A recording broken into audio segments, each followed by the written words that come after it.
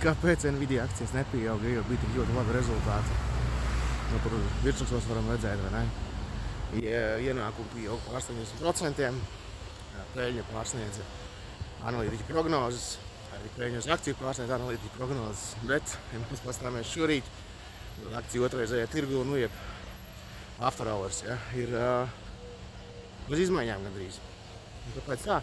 Tāpēc, ka akcijas cenas neveido pēc pagātnes datiem. Pagātnes dati dod kaut kāds vērtīgs ieskatus par to, kas ir bijis iepriekš, un vai jau kaut kādas nepatikšanās sākušās, bet galvenokārt jau viss skatās uz priekšu.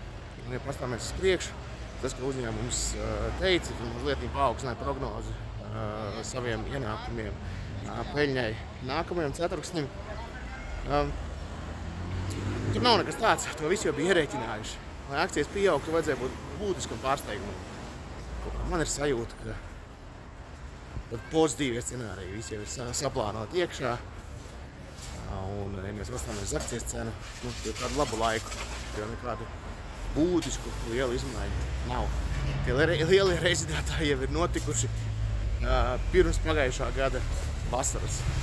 Pēc tam šurpu turpu. Nu, jūs paši varat paskatīties, kā tas ir. Protams, nav rekomendācija, bet jāatcerās tas, ka bija labi pagājušajā ceturkšņa rezultāti, nenozīmē to, ka akcijas automātiski auga.